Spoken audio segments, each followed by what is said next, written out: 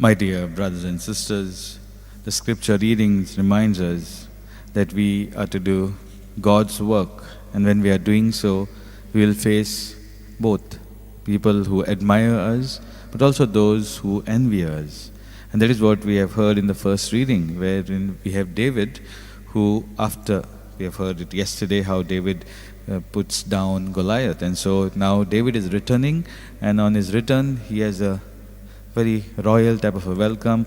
People are dancing and singing praises about him. People are saying that Saul has slain his 1,000 and David his 10,000. So this admiration for the good work that David was able to accomplish because of God's accompaniment in his life. And we have Saul, who now begins to feel jealous about it, because Saul was the king. David was not yet the king. He's the future king, but here, people are already praising David, and so that conflict starts over there. Such things also happen in our own lives too, maybe in our own family, or maybe in the places where we work or where we live.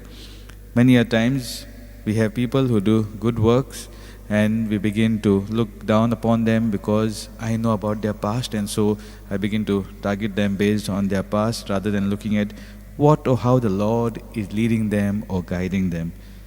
And we have Jonathan, the son of Saul, who is there to strengthen David, to say, I am there at your side. And so we'll also find such lovely people who will stand by us, although there may be a number of them who are against us, but like Jonathan, there will be people who will stand by us and say, I am there with you, I accompany you, or I strengthen you, I rejoice in this good work that you are doing. Continue that very good work that the Lord has invited you to do.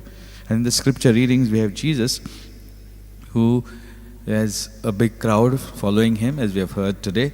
And why are they following him? Because, yes, he's preaching, no doubt, but also because he's able to heal the people. And so people are following him, coming, pressing onto him. And that's why he says he arranges for a boat so that he can be at that distance and then preach to everyone, or to reach out to the masses of people who have gathered around him. And so the admiration is there, but also we know from scripture how Jesus was targeted, or they were looking for sources or ways to put an end to him, or to see that he's no longer present in that particular area. And so those type of targets were there for Jesus.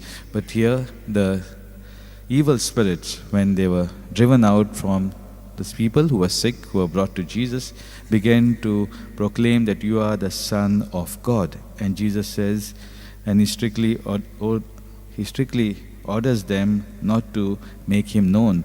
So here Jesus is not attracting admiration to himself, but he is reminding himself and his listeners, who are also called to this very ministry of preaching, of healing, that we are to be faithful and obedient to God. And that is what Jesus did, remain faithful and obedient. He was not concerned about the admiration that would come for the work he did.